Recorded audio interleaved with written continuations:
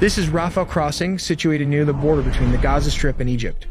To help you understand the basic IDF strategy, let's divide Gaza into 5 parts.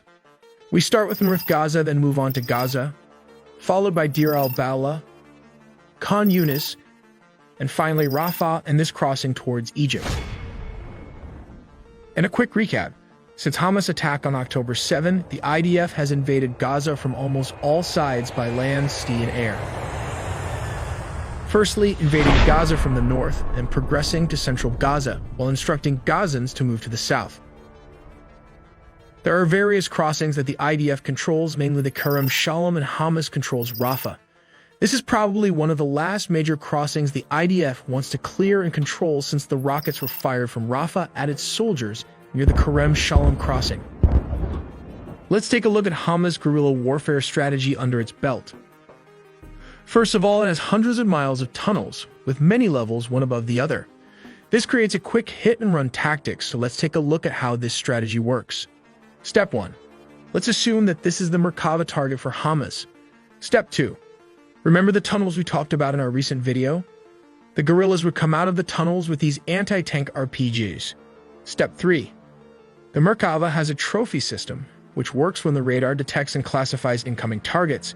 If the threat poses a danger, the countermeasure engages to neutralize it, keeping it away from the protected zone. This system is primarily designed to protect against anti-tank missiles, but it does have its weaknesses. It was reported that Hamas would fire the Al-Yasin RPG at very close range to limit the trophy system radar to achieve its full potential. Step 4. It would also target the rear armor, that is, these doors for infantry soldiers to enter, which is substantially weaker than the front and sides. The second option of what Hamas would do is just hitting the tanks with RPG just below the turret to damage the tank or render it stationary. But Hamas is adopting unconventional warfare with this strategy. Step 1. They would launch multiple Qassam rockets to distract the IDF and overwhelm the Iron Dome with 4,000 to 6,000 rockets. This technique exhausts the Iron Dome missile system and creates a gap in the air defense capability.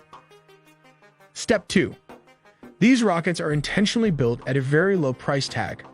They are built from scratch using readily available materials like sugar and fertilizer.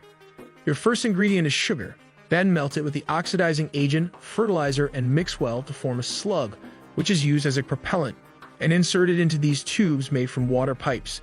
This is the simple reason that enable Hamas to produce the $300 rockets at a large scale. Step 3. This is how Hamas uses the rockets. They can be fired from the east as a kind of distraction, while Hamas can move from the west around the battlefield or flank the IDF soldiers from the back.